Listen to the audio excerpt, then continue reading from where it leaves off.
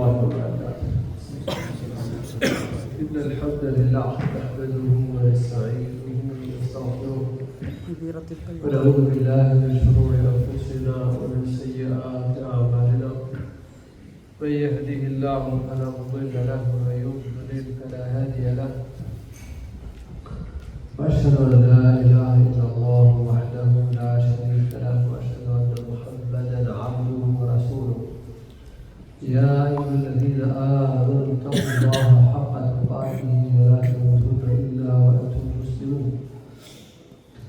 يا أيها الناس اتقوا ربكم الذي خلقكم من نفس واحدة وخلق منها زوجها وبث منهما رجالا كثيرا ونساء واتقوا الله الذي تساءلون به والأرحام إن الله كان عليكم رقيبا. يا أيها الذين آمنوا اتقوا الله وقولوا قولا سديدا يصلح لكم أعمالكم ويغفر لكم ذنوبكم ومن يطع الله ورسوله فقد فاز فوزا عظيما. أما بعد فإن خير الحديث كتاب الله وخير الهدي هدي محمد صلى الله عليه وسلم. شر الأمور محدثاتها وكل محدثة بدعة وكل بدعة ضلالة وكل ضلالة في النار. أبو هريرة رضي الله عنه يقول أن رسول الله صلى الله عليه وسلم بعث عشرة رهطا عين سريته. Profeti sallallahu alaihi wasallam ka dërguar 10 veta me një mision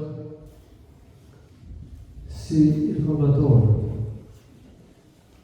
Do të drejtohen zonën dhe do të sjellin informacion Profetit sallallahu alaihi wasallam.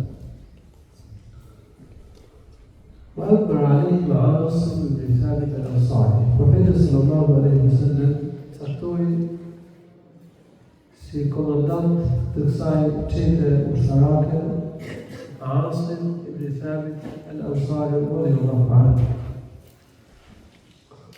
قال فانطلقوا حتى كانوا بالهدأة بين عصارى ومكة. قال فذكروا لحي بن هذيل يقال له بن الأحيان. ضرب ليس كتير صار ليس ذارين يبان شوية الهدأة شدومي دميت عصار نبيكس. وعرفت الغد një nga bashkët e fisit Hudhejl, që quheshin Benu Lahjan,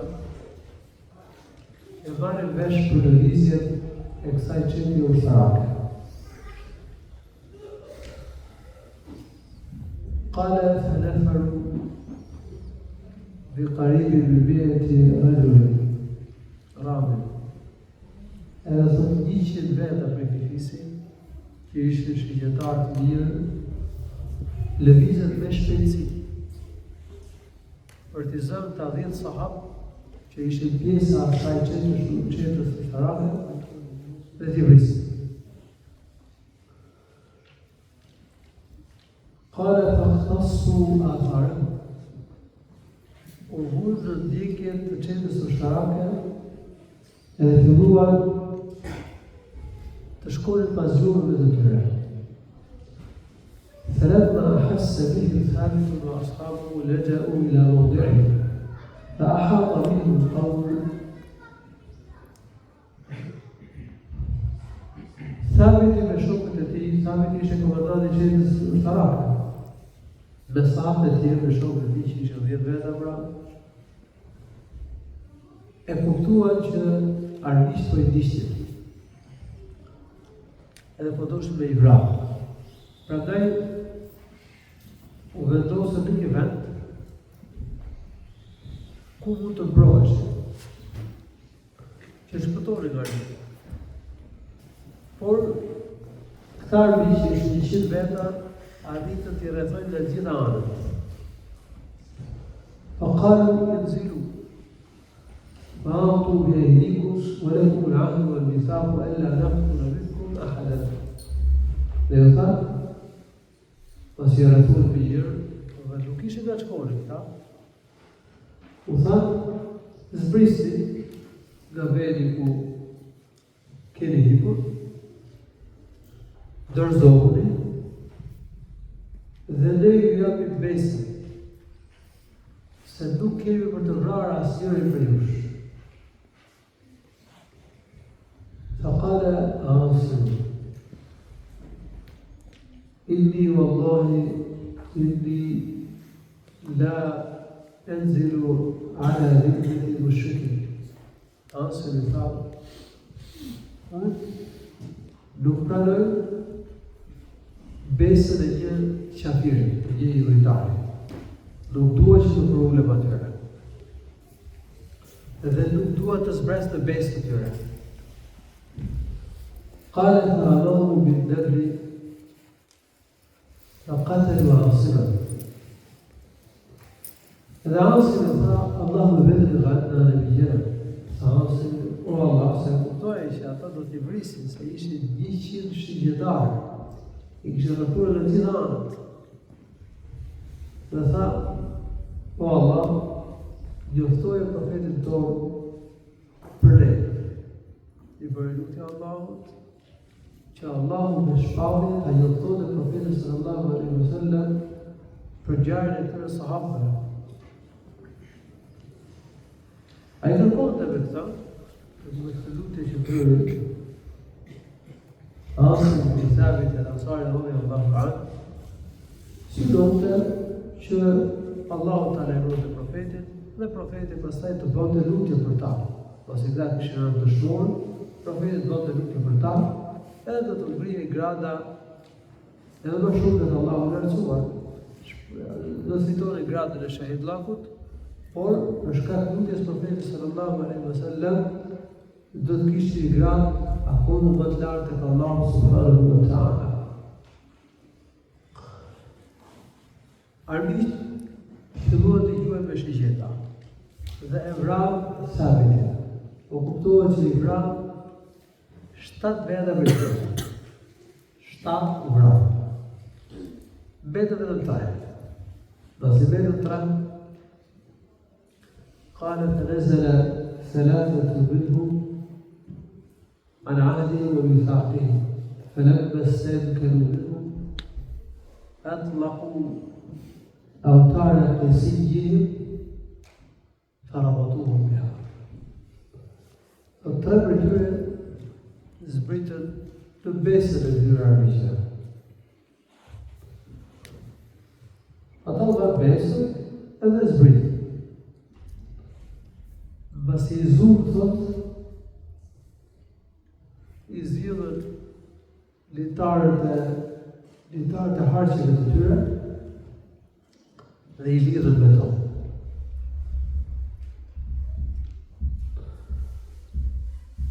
Në vetëm që i lidhën, i treti tha, këto 3 veta që zbritën ka qenë Hubejb ibn Ali, i dyti Zeid ibn Dethina, dhe ka qenë dhe një i tretë, që në këtë hadith që ka sjellë Buhari në Sahihun e tij, nuk përmendet emri i tij. Por sipas komentuesve të hadithit, emri i tij ka qenë Abdullah ibn Tariq, ky i tretë. Këta 3 sahabë zbritën.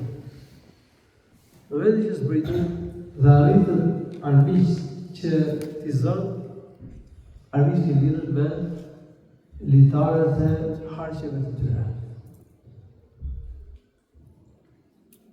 2 lidhën, kurse i treti, sa hadha awwalul ghadri. Ky është fillimi i tradhtisë tyre. Në dhëmbesën, e tash po na lidhin, e kuptoj që do t'i çonin në Mekë e do t'i shisin atje. Ai që t'i vrisin banorët e Mekës.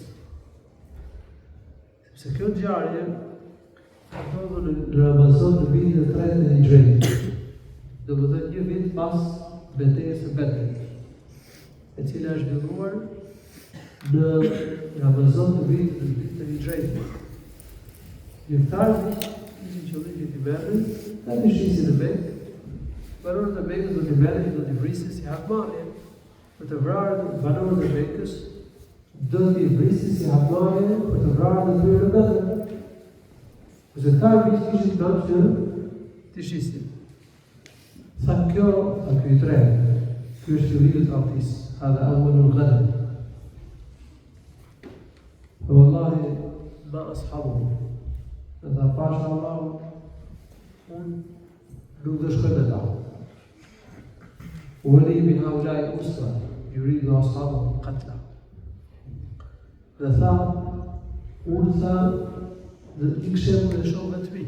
I këshe fjallën për shokët e tjerë të cilët rrallë në shruar. Tha, unë dhe nga pëshemë. Dhe vinë më vrasin këtu, se sa të më qojnë, edhe më qojnë të më shesin Mekë. فشوي كيشنا قال فجروه وعالجوه فأبى أن يصحبه فقتلوه أتوا بالفوش لتروش لو بالفوش يشتبر فكروا براني هذا إبراهيم وانطلقوا بعاصم وانطلقوا بخبيب وزيد بن دثنة بعد وقعة بدر فباعوه مكة. أبو الخبيبي زيد بن دثنة edhe i shitën në Mekë kuptohet pas betejës së Bedrit. Thuhet, po jo në këtë hadith, sipas disa transmetimeve të tjera, thuhet se i shitën në morën një skllave në vend të Khubejbit. Ose thuhet se në këmbim të tyre morën një dy robër që u kishin zënë Bekasit, dy vende që u banin robër Bekasit. U dhanë të dy dhe morën dy robër. قال فابتاع بنو الحارث بن عامر خبيبا وكان خبيب قد قتل الحارث يوم بدر فضيت الحارث بن عامر ابلين خبيب بس خبيب كشبرار تعطي لتور الحارث كشبرار لوثر بدر dhe këta e bëjnë që të merren hak, të vrisnin vrasësin e babait të tyre. قال فلبث خبيب أسيرا عنده في مكة. Dhe kështu Khubejbi qëndroi për një kohë si rob, do të okupohet në duart e tyre në Mekë. قال فاستعان بالبعض بنات الحارث موسى ليستحد بها.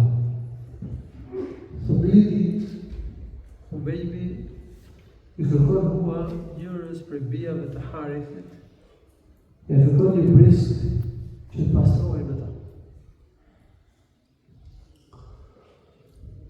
Edhe kjo e briskut. قال فدرج مري لها وهي غافلة فجاء إليه فوجدته مجلس إياه على فخذه. Thot, pasi ata priskun Khubejbit, një birë i kësaj gruas, shkoi zvarë, si se të fëmija me durë me kam, shkon të Khubejbi. Kësë pati mendje. Kur këtë kohë, shikon që Khubejbi kështë marrë fëmijën dhe i kështë vendosur në kofshën e vetë, i kështë ullë. Në dorë kështë briskur Khubejbi. قالت ففزعت فزعة عرفها خبيب. Dhe kjo të rëmë shumë. Ajsa Khubejbi e kuptoj që kjo të rëmë shumë për fëmijën. Sepse Khubejbi në ta kishin me vra. e kishte thënë rob dhe po prisin që ta merrin dhe ta ekzekutonin. Kështu që ajo ditë sigurisht që do ta prisin.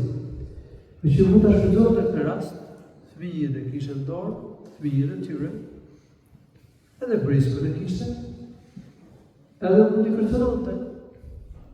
O do më shpëtoni, ose ma vra fëmijën, ose mund t'u vriste fëmijën, sa i vra ishte. U trap shumë kjo. Khubebi tha të khshejnë në këtura, ma kuntu le fa'adhan. Tha Khubebi, a ke frikë se unë dhe vras fëmijën? Nuk e bëjtë. قالت فوالله ما رأيت أسيرا خيرا من خبيب. فباشا الله nuk kam parë rob luftër më të mirë se sa Khubejb. ولقد وجدته يوما يأكل خبزة عنب وإنه لموثق بالحديث وما بمكة بالثمرة.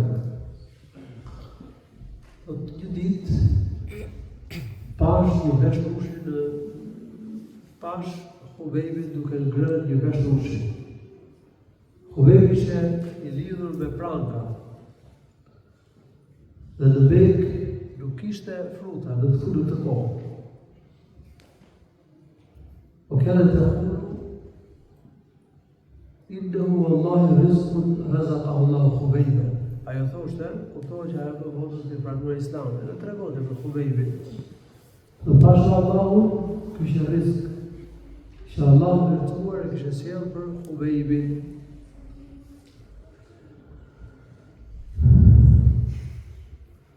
Thot, فانطلقوا بخبيب فخرجوا من الحامي إلى الحل ليقتلوه. Thot fisi për Harith, e morën Khubejbin dhe nxorën nga toka e shenjtë, se nuk i bënin ekzekutime në tokën e shenjtë, ta respektonin tokën e shenjtë, raqat. Dhe nxorën në zonën e lejushme, domethënë jashtë tokës së shenjtë. Edhe aty do ta ekzekutonin Khubejbin. Dhe Khubejbi u bëri një kërkesë. Kërkoi për tyre që ta linin të falte 2 rekate namaz. Qale da'uni usalli rak'atayn. U thamë lejoni i falë 2 rekate namaz. Qale fatarakuhu. Faraka sajdatayn. Ella, edhe Khubejbi falë 2 rekate namaz. Po kuptohet nga tregimi që nuk i ka falë gjatë. I falë 2 rekate, por nuk i falë gjatë. Edhe sa pas e bërë në dojë. Wallahi, lawla أن تحسبوا أن ما بي جزع لزدت. ما شاء الله. Nëse nuk do të mendonin se unë e kam me paniku nga frika, unë do të faja më tepër se kaq. وقال اللهم أحصهم عددا واقتلهم بددا أو بددا ولا تبقي منهم أحدا. Tha, po Allah, blini të gjithë, mos mbetet asnjëri prej tyre. Pa u bërë. Vraj të gjithë, duke dhënë secilit pjesën që meriton të vrasjes. Ose, i është, vëjëtur që të vriten të gjithë, njëri pas tjetër. Një nga një. Dhe mos lër asnjërin prej tyre. Wala tubqi minhum ahada. Por këtë lutje Khubejbi ka bërë për këtë grup zullumqarësh dhe bashkëtorë të tyre. Që ishin vjedhur me bërë një krim të madh me vrarje të sahabëve të njëri nderuar. Do të panë fjalë për gjithë kafirat. Përkundër se dhe lutemi për kafirat që t'i udhëzoi Allahu. Se lutje ishte për kriminalët. Lejohet që besimtarët bëjnë lutje të tillë për kriminalët. O Allah, shkatroj zullumqarët, kriminalët. Vraja ata gjithë. Azhjusoj gjithë, mos mbetet asnjëri prej tyre, siç ka thënë Khubejbi, ahsihim adada, waqtulhum bidada, wala tulqi bihi al-halal. Dërsa për kafirat e përgjithësi, lejohet për të barë kafirat, për gjithë kafirat me thonë shkadroj ata. Se dhe ne dim që një pjesë për ty të uzohet. Dhe ne dim që do të ekzistojnë kafirat derisa dërgoi Allahu i lartësuar Isa alayhi salatu wassalam. Që kjo është shkelje në lutje, të kërkoj njeriu që shkatrohet dhe asistohet gjithë kafirat. Përkundër të ne lutim Allahun që t'i udhëzoj Allahu subhanahu wa taala, edhe kafirat për shembull vendin tonë, dhe ato që janë kafira, profeti ka të përfisit dhe dëmësit, o Allah, udhëzoj dhe silli ata. Profeti sallallahu alaihi wasallam ka treguar për një profet që e rrahu popullit e tij ai sa e gjakosur. Ai duke fshirë gjakun në fytyrë, tha Allahu mukhili qawli, fa innahum la ya'lamun, wa Allah do udhëzoj dhe fali, sa ata nuk dinë. Sipas shpjegimit dietarëve, profeti kishte fjalë për vetën e vet. Se në fakt banorët e Mekës e kanë rrahur profetin ai sa e ka gjakosur. Dhe profeti kërkonte udhëzimin e tyre, dëshironte që ata të udhëzoheshin. I kthehemi në tregimit të Khubejbit. Dhe Khubejbi bëri të lutje, tha: "Walastu ubali hina uqtalu musliman ala ayyi janbin kana lillahi masra'i." Tha: "Përderisa unë po vritem si musliman, nuk pyes se në cilën anë bie dëshmon. Por hirë të Allahu subhanahu wa ta'ala. ولست أبالي حين أقتل مسلما على أي جنب لله كان مصرعي وذلك في ذات الإله وإن يشاء يبارك على أوصال شلو ممزع. Kjo është për hirëzon në rrugën e Allahut subhanahu wa ta'ala, për të arritur kënaqësinë e Allahut, dhe shpërblimin e tij të madh, dhe nderimet tek ai. Nëse dëshiron Allahu i lartësuar i bekon pjesët e trupit tim të caktuar. Pas vrasin, Allahu bekon dhe ruan trupin tim. Khubejbi që i pari që bëri atë rregullit e faljes së 2 rekateve namaz para se ta ekzekutonin, para se vitin e tyre. Wa kana Khubejbun awwal man sanna الركعتين قبل القتل. Thuhet në hadith, Khubejbi që i pari që pari 2 rekate para se vitin të dëshmor. Që për pëlqejet, është prej sunetit, që e qofse muslimonit i ndodh diçka e tillë, e bëjnë kafirat dhe duan ta vrasin, të falë 2 rekate namaz, para se ta ekzekutojnë. I veprim që ka bëu Khubejbi radhiyallahu anhu dhe e ka minatuar profetit sallallahu alaihi wasallam, sepse kjo ka ndodhur në kohën e profetit sallallahu alaihi wasallam. Qala fa akhbara Allahu nabiyyu sallallahu alaihi wasallam أو فأخبر النبي صلى الله عليه وسلم أصحابه حين أصيبوا خبره. Profeti sallallahu alaihi wasallam I njoftoi shokët e tij.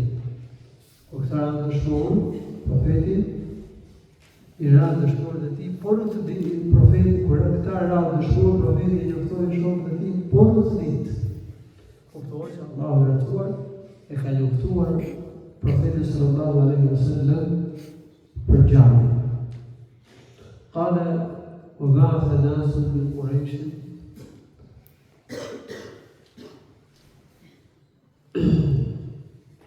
رجالا إلى ثابت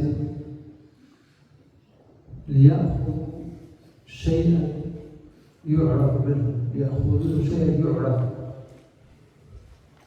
Disa nga Qurayshët dërguan tek Asi ibn Thabit ca burra që të merren një pjesë të kufomës së tij që dallohej, që dihen. Për shkak se Asimi kishte vrarë njërin nga krejrët e Mekës, kishte vrarë në të Bedrit. Kana Asimu qatala rajulan min udhama'ihim. Kishte vrarë Asimi njërin nga krejrët e Mekës në luftën e Bedrit.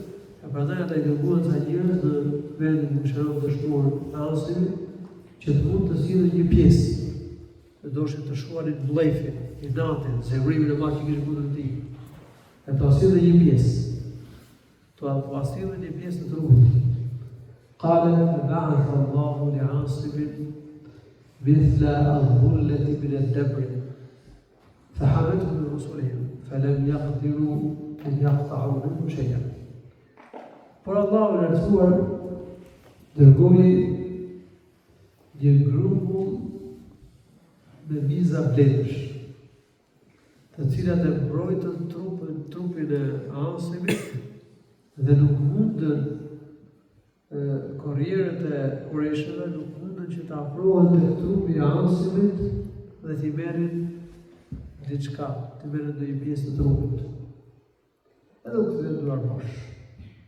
Allahu i lartësuar e mbrojti. Siç kanë përmendur dietarët, Asimi ka pas bërë lutje që Allahu subhanahu wa taala të ruante trupin e tij. Të gjallë se zilin kafirat dhe pas vdekjes mos mundin që ta dëmtojnë trupin e tij. Edhe Allahu i lartësuar e ruante trupin e tij, dërgoi bletët dhe nuk mundën i lojtarët që të afrohen dhe të merren diçka nga trupi i tij. Këtë hadith e ka sjellë Buhariu në Sahihun. Kjo ka qenë ngjarje e rëndë. Këta armiq i rrethuan nga shokët profetit sallallahu alaihi wasallam dhe kanë vrarë shumicën e tyre. Ndërsa dy prej tyre i kanë shitur si robë lufte në Mekë. Kjo ngjarje, siç e përmendëm edhe pak më përpara, ka ndodhur në vitin e 3 të Hijrit. Është një nga ngjarjet më të rënda, ngjarja e Rajhiit, si përmendet në një shkrim në sirën e profetit sallallahu alaihi wasallam. Kjo ngjarje është sjellur sa Buharit, hadithin e transmetuar nga Buhariu radhiyallahu anhu që tregon, por ka sjellë dhe Ibn Ishaq në sira, Muhammed ibn Ishaq ka sjellë në sira diçka më gjatë se kaq. Ky hadith flet për vlerën e këtyre 10 sahabëve, njerëz me gradë të lartë. Dhe në hadith kuptohet që të gjitha kanë rënë të shuar. Ky hadith tregon trimërinë e tyre të madhe dhe durimin e tyre të madh. Nuk ndërzuan para armikut, nuk të mund të pësi, për kundrazi, tregon trimëri dhe durim të madh.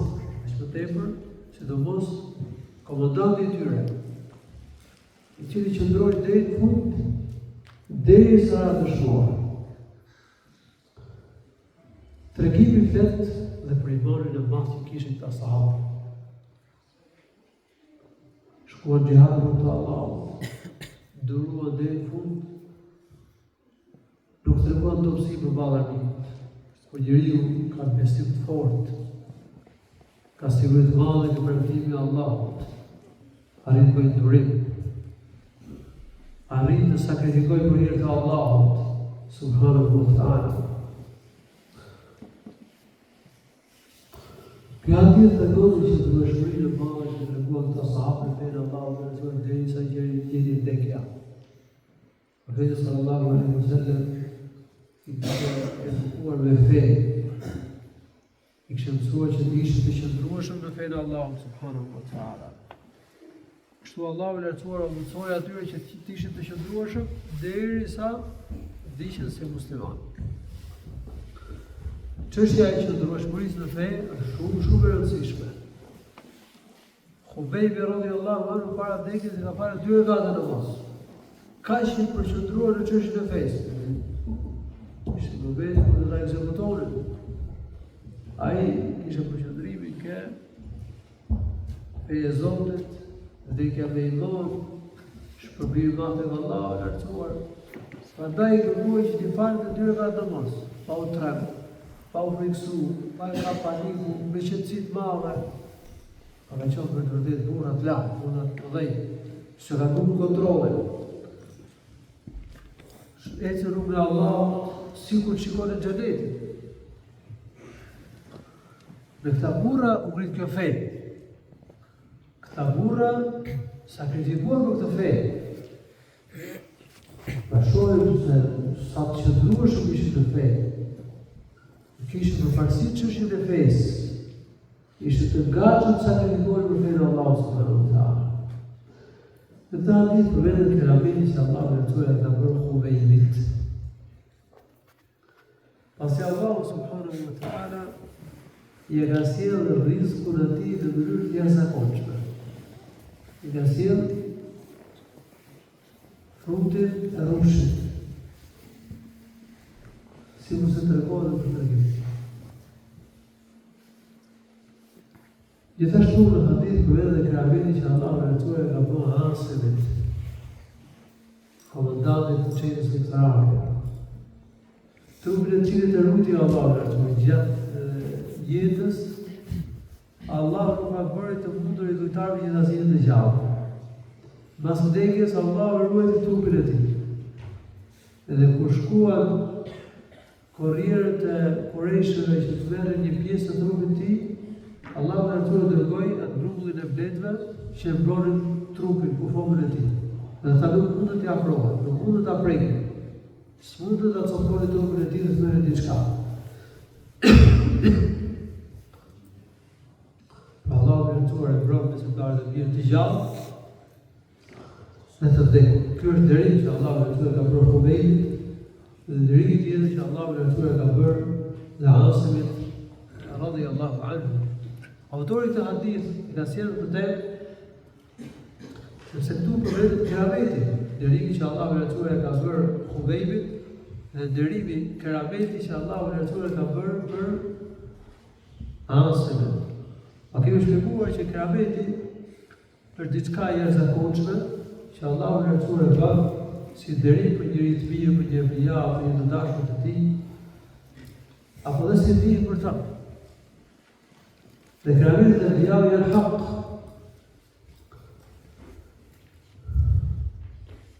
Hadithi tregon se muslimani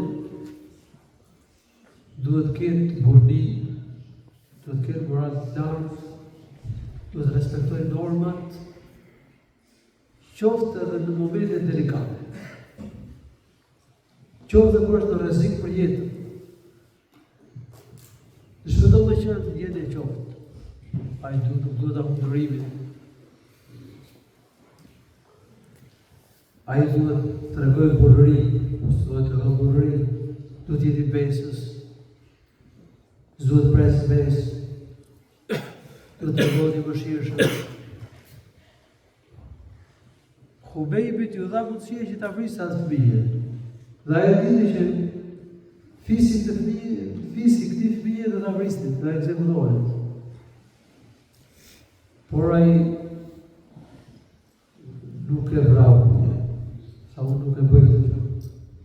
Kishte fëmijë, në parë kishte vështirë për fëmijë. Fillon vrasja e fëmijëve. E dyta,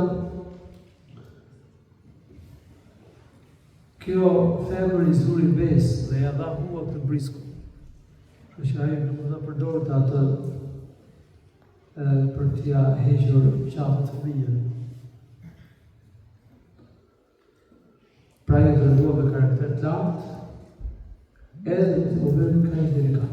Kështu muslimani në çdo lloj situatë që nuk duhet pres besë.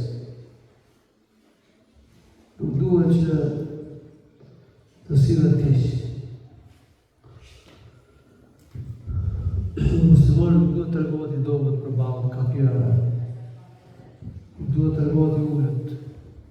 Tregim, në këtë tregim mësojmë që muslimanët janë krenarë gjitha situatë, gjitha gjendje, që duhet të muslimani.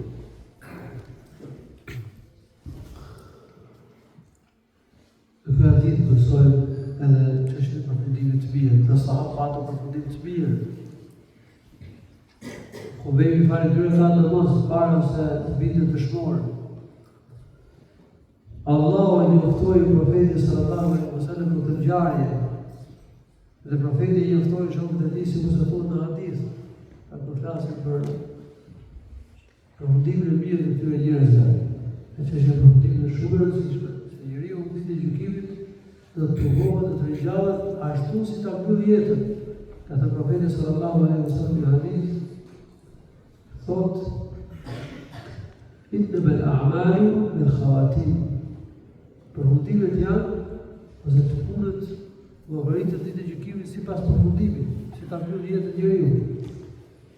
Gjithashtu profeti sallallahu alaihi wasallam ka thënë në hadith tjetër, yub'athu kullu mar'in yawm al-qiyamati 'ala ma mata 'alayh. Çdo njeri në ditën e gjykimit do të ringjallet ashtu siç ka vdekur. Në këtë temë, autori ka sjellë një hadith që ka transmetuar nga Umar radhiyallahu anhu, i cili thonë: "Ma sami'tu Umara yaqulu li shay'in qattu أظنه إني لا أظن كذا إلا كان كما يظن." رواه البخاري. كذا عبد الله بن عمر رضي الله عنه duke kanë dëgjuar kur do jeri Umeri të thonë për diçka, unë mendoj se kjo është kështu, vetëm se ka qenë ashtu siç e ka menduar Umeri, ashtu siç ka shprehur mendimin Umeri radhiyallahu anhu. Këtë thënie e ka sjellë Buhariu në Sahihun e tij. Umeri radhiyallahu anhu ka qenë një nga burrat që inspiroheshin, Allahu lartësoi frymëzonte me mendime të sakta. Siç ka treguar Abu Huraira dhe Aisha radhiyallahu anha, se profeti sallallahu alaihi wasallam ka thënë: "Laqad kana fi man qablakum min al-umam muhaddathun, fa in yakun fi ummati ahadun fa Umar radhiyallahu fa Umar." Profeti sallallahu alaihi wasallam ka thënë: "Në popujt para jush ka pas njerëz që frymëzoheshin, që inspiroheshin. Dhe nëse do të ketë të tillë në ummetin tim, njëri prej tyre do të jetë Umeri, do të jetë Umeri radhiyallahu anhu." Po kjo nuk do të thotë që Umeri vinte shpallja. Kjo nuk do të thotë që njerëzit të mirë, vjallë, që inspirohen, që u vinë mendime të sakta, o ashtu Allahu në mendime të sakta, që aty u vinë shpallja.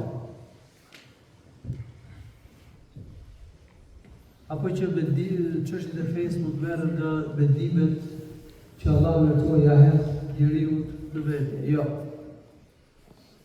Çështjet e fesë dalin gjitha nga Kurani dhe nga Suneti.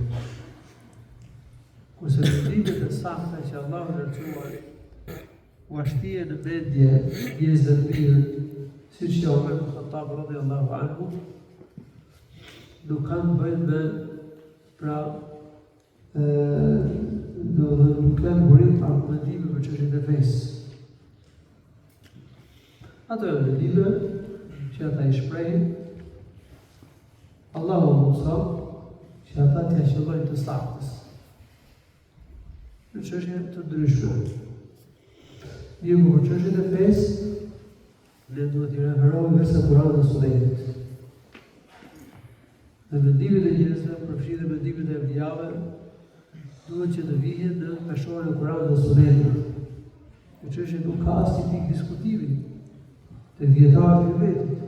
Pasi Allahu në Kur'an, ja ayyuhalladhina amanu la tuqaddimu bayna yaday Allahi wa rasulihi. Po besimtarët mos vendosen me diçka në kundërshtim me Allahun, në kundërshtim me librin e Allahut, në kundërshtim me profetin, do në kundërshtim me sunetin e profetit sallallahu alaihi wasallam. Por ta hadith e kam sqaruar edhe më përpara. Kjo hadithi që tregon Abdullah ibn Umar se duke kam dëgjuar ndonjëherë Umeri të thotë për diçka, u mendoj se kjo është kështu, vetëm se ka dalë ashtu që ka menduar Umeri radhiyallahu anhu. Pra, kjo tregon që Umeri radhiyallahu anhu shprehte mendime të sakta për ngjarje, për ndodhi, për çështje ndryshme. Kjo është mirësi që Allahu e ka bërë Umeri radhiyallahu anhu. Allahu është dhënë çfarësi Umerit, ishte dhënë inteligjencë, e kishte mësuar Umeri radhiyallahu anhu, e kishte mësuar atij që të shprehte qëndrimin e mendimeve të sakta. Autori të temë ka cekë dhe disa hadithe të tjera, por që nuk i ka sjellë tekstualisht, nuk i ka sjellë plot, thjesht e ka cekë. Unë do shpjegoj në të mësim dhe njërin nga këto tregime, Ndërsa 2 tregimet të tjera që i ka thënë autori të temë të dështyjnë për mësimin e ardhshëm. Pra, të shpjegoj dhe tregimin që e ka sjellë Abu Hurajra nga profeti sallallahu alaihi wasallam, i cili ka treguar بينما رجل يمشي في فلاة من الأرض إذ سمع صوتا في سحابة اسقي حديقة فلان. Teksa një burr po ecën në një tokë shkretir, dëgjon një zënë në një re. Lëshoi shiu për vaditin e tokës filanit. Përmendet emri i këtij burri. Ky gjë emri atij burri, por hadith profeti nuk ka përmendur emrin. Ama ky burri gjë emrin atë. Gjë e mirë dhe e fiksoi emrin. Ishte diçka e jashtëzakonshme. Një zënë që dëgjua tek reja. U përmend emri i tij. Lëshoi shiu ka sjellë për vaditin e tokës të filanit. قال فتنحى ذلك السحاب فأفرغ ماءه في الحربة. Thot kështu zhvendosën kjo re, edhe lëshon shiu në një krast, një bregore ose një kodrin me gurë të zi. قال فإذا شرجة من تلك الشراج قد استوعب ذلك الماء كله. Thot, edhe ky uji kësaj reje mbidhet i tërë dhe ju prua. Ka prejtë kësaj krahin e kësaj zone. I tërë ky uji u blodh në një prua. Kuptohet edhe që ra uji faqen e kësaj kodre dhe u blodh në një prua.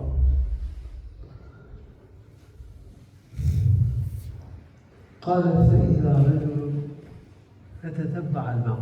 Edhe ky thot filloi shkoi pas projt, ku do përfundonte uji. Një burr kishte bojë kanal se ke projt, kishte bojë bllokim kuptohet. Kishte bojë kanal, edhe e çonte ujin në kopshtin e tij. Ku kishte pemë, edhe kishte edhe tokë mysorë të kopshtit, të parcelës. قال فإذا رجل قائم في الحديقة يحول الماء بمسحابه. Në kokër ishte një burr që po vadiste tokën, po vadiste pemën, po vadiste tokën mes shkretirës, kopshtin e kishte në mes të shkretirës, me lopat po vadiste tokën. قال يا عبد الله ما اسمك؟ Tani do të pyesë çaj në kishte. A ishte ai personi që u përmend emri i tij ke reja, apo jo? Dhe i tha, o robi Allah, ja abd Allah, o robi Allah, si e ke emrin? Qala fulan, përmend emrin. الاسم الذي سمعه في السحاب وبين امر që dëgjuar të kreja. قال إني سمعت اسمك في السحاب اسقي حديقة فلان. فأقول لك أرجوع يوم تنت فريا وثام لشو يروي بغديد التوبس في الأرض. فبدي أمريات. Kush ai që ishte bërë të zë të kreja? Ka mundësi që t'i qani me lekë. Sa Allah e të ka ngarkuar me lajke me projekt për vizjen e rega me lekë për rejtë të shiu të shëshme Kaini alayhi salam ka me lajke ngarkuar me mjetin e jetesë në riskur. Kërë ka mundësi që këtë këtë qënë një me lekë. Dhe Allah subhanahu wa ta'ala e ka bërë të mundur ati njeriu që pajesa në bukë që ta gjonë të zërin e këtij melegu nga reja. Po ashtu Allah subhanahu wa ta'ala e ka sjellë ujin, ka sjellë për vaditin e këtij njeriu, tokës së këtij njeriu të mirë, e veprën e tij do ta mësoj pak më pas. Edhe pyeti i tha, qala fa akhbirni ma tasna'u biha. I tha, më tregon çfarë bën në tokë që Allah subhanahu wa ta'ala e ka dërguar të rej, edhe e ka lëshuar të shi kastile për vaditin e tokës tënde. قال أما إن قلت هذا فإني أنظر إلى ما يخرج من هذه الأرض فأتصدق بثلثه وآكل أنا وعيالي ثلثا وأرد فيها ثلثا. إذا مشيت unë po të rëfej. Mbas të marrë produktin e kësaj toke, kësaj parcele, frutat, drithit, dhe ndaj në 3 pjesë. Një pjesë e jam sadaka, një tretën e jam sadaka, një tretën e konsumoj vetë bashkë me familje. Pra, vaj vijë të tretën e këtij produkti. Dhe një tretën e shfrytëzoj për harxhimet e tokës. Farë, bjelltore, por edhe harxhimet të tjera që i kishte toka. Këtë hadith e ka sjell Muslimi në Sahihun e tij. Sparja e këtij hadithi tregon vlerën dhe mirësinë e madhe të sadakas në rrugën e Allahut. Allahu subhanahu wa taala e nderoi të njëri që jep në sadaka.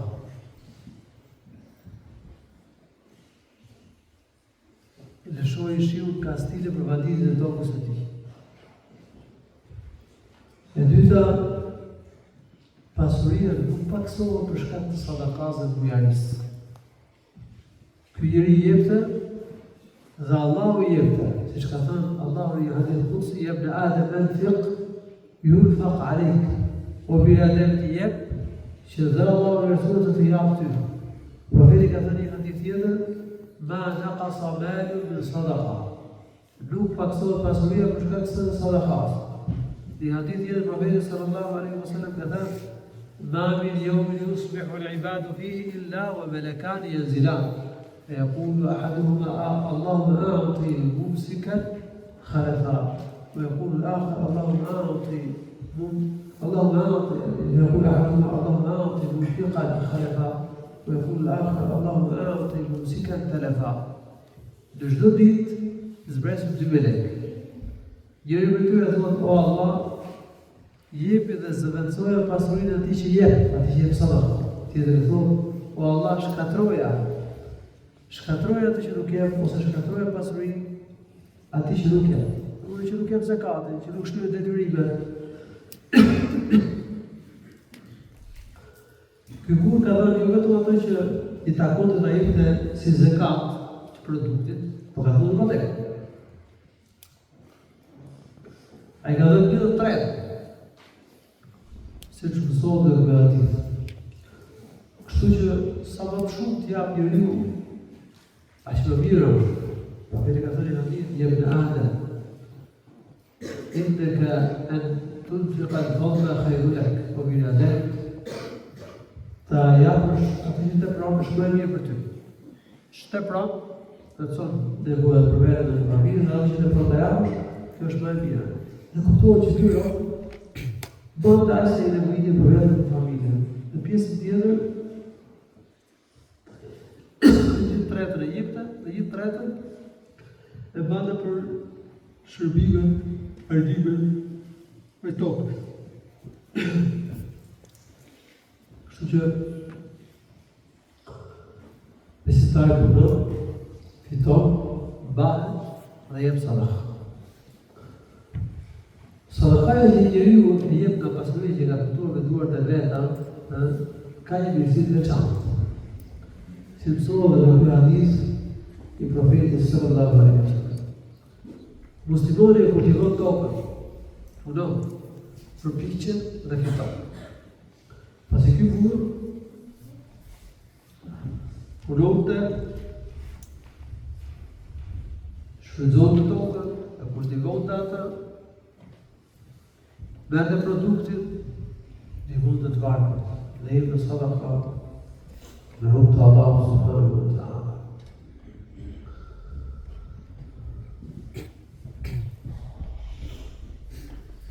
Ky hadith tregon derimin që Allahu subhanahu wa taala ja ka bërë këtij të mirë, i cili jep të rrugën e Allahut, dhe Allahu e lartësuar ka lëshuar shiu ka për vaditjen e tokës së tij.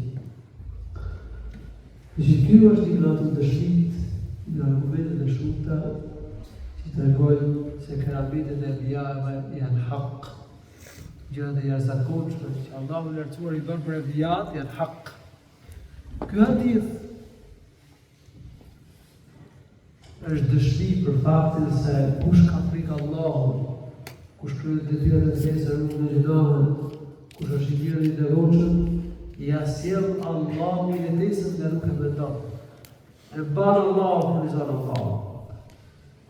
Ka thënë Allahu i lartësuar në Kur'an: "O men yattaqillaha yaj'al lahu makhrajan wa yarzuqhu min haythu la yahtasib. Wa men yatawakkal 'ala Allahi fa huwa hasbuh."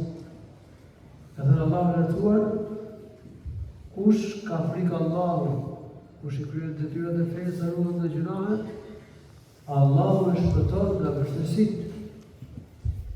Dhe Allahu ja jep jetesën, ja jep rizikun nga nuk e mendon. Allahu i lartësuar ja kishte mundësuar t'i punë të mirë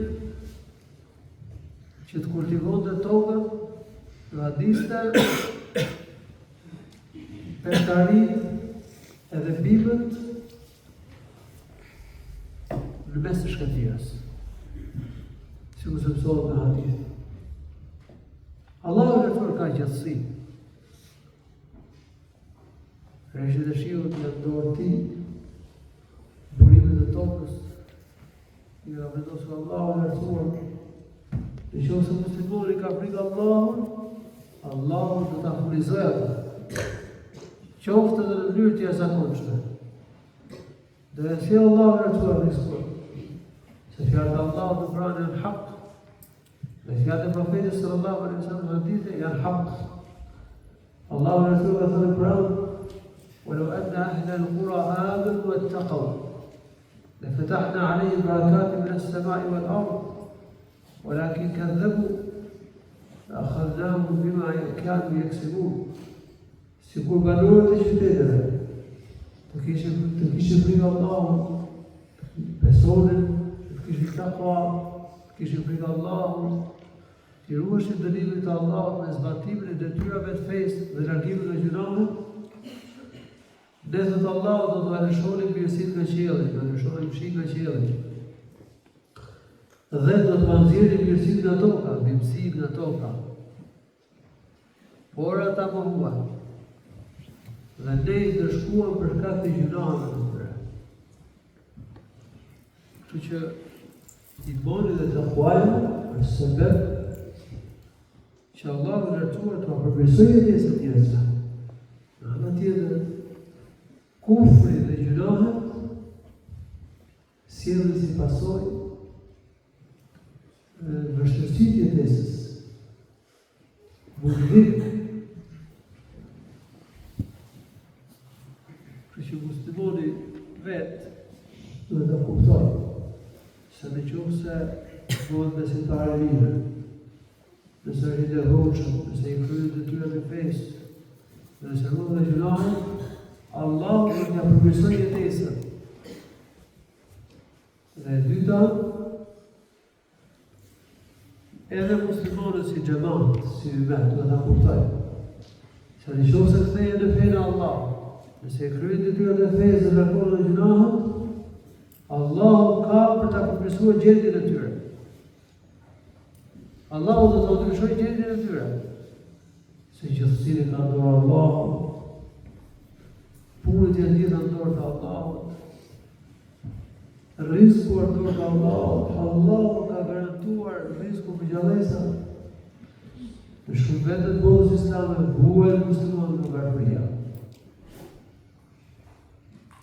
Por shumë muslimanë nuk e kuptuar se kushtet e vështira të jetesës janë për shkak të gjunave të tyre. Se shumica e muslimanëve nuk falen namaz. Shumica bëjnë gjunave dhe nuk heqin dorë nga gjunavet. Nuk bëjnë kthesë, nuk bëjnë toba. Nëse do bëjnë kthesë, nëse do bëjnë falë Allahut, Allahu subhanahu wa ta'ala dhe t'i furnizonte, t'u përmirësonte jetesën, çka se Nuhu a.s. I tapovin e tij. فقلت استغفروا ربكم إنه كان غفارا والمثاش فقولي فالي zotit tuaj. Pra, bëni kthejs, ishti dhënë në mëkatër, dhe kërkoni falje zotit tuaj, se ajo është shumë falës. Yursili sama aleikum bidrara. Allahu u alëshon rreshtet e shiut me dëndësi, pa ndërprerje. O ju ditkum bi amwalin wa banina. Allahu lartësuar ju jep shumë pasuri, ju jep edhe djem. O yaj'al lakum jannatin wa yaj'al lakum anhara. Dhe Allahu jep kopshtet me gata.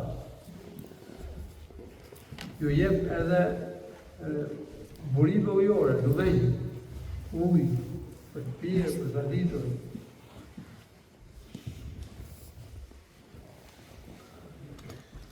Hadithi tregon se kush ka frikë Allahut, Allahu e përmirëson jetesën. Dhe jo ashtu siç mendojnë shumë njerëz se kush tregon shumë i devotshëm, shumë i stafur në fe, shumë i përpik, kryen detyra, dhe gjunahet, ky do bjerë vështirësi. Kështu mendojnë shumë njerëz. Ky do bëjë jetë munditshme dhe të vështirë. Dhe ecën ato motive gabuar që do bëjë jetë mirë, jetë rahat. Doktor, si pas shumë njerëzve, duhet që përboca gjinoha. Mos të qona që devotshëm për që sapë në fejnë. Dhe mendojnë për ne që vim rregullisht në xhami, që për besimtar që do me Zotin do të tapë dhe për të mirim. Ka të vuj. Këta zdita për jetën. Këta gabohen, në poshtë kështu, për kundërzi, Allahu ka premtuar përmirësim të jetesës, për ata që besojnë dhe bëjnë vepra të mira, për ata që kanë frikë Allahut subhanahu wa taala. Po ka dhe musliman të dobët në fe, që kanë përparësi të jo ka shë ahiretit, edhe që kanë këtë mendësi. Mendojnë se por nuk bërë gjunahe, por nuk përpoqet fitosh pasuri qoftë në mënyrë të pandeshme, të palishme, nuk arrin të është një test mirë.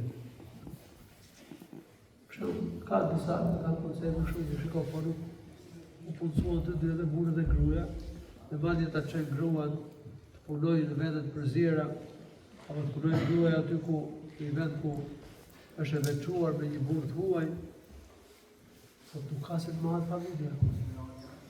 Nuk bëhet jeta. Nuk del ekonomia. Këta gabohen.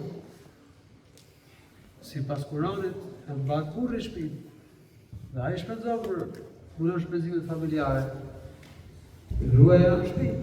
Nuk themi që nuk lejohet grava të punojnë. Nëse puna është e lejueshme, sipas rregullave dhe kushteve të fesë, lejohet. Po më mirë për të rrinë shtëpi. Dhe bëjmë punën e shtëpisë. Kjo është më e mirë për to. Gjithsesi ai që shpenzon për familjen është burri. Dhe përdesë Allahu ka përmendur këtë fakt që burra shpenzojnë për gratë, kjo do të thotë se Allahu atyre që kanë frikë ata u lehtëson që të mbajnë familjen. E të mos ketë nevojë që të punojnë edhe burri e gruaja për të mbajtur familja. Gjithashtu hadithi që tregon, hadithi hunë tregon se pasuria nuk paksohet për shkak të sadakas. Kundërzi Allahu e thua jashton atë që është bujar, atë që jep. Lusë Allahu subhanahu wa ta'ala dhe i bëjtë të bishme të në shpëgoha. Allahu shkëtë të birë, alhamdulillah rabbil alamin. Sallallahu sallam ala nabiyina Muhammad wa ala alihi wa sahbihi.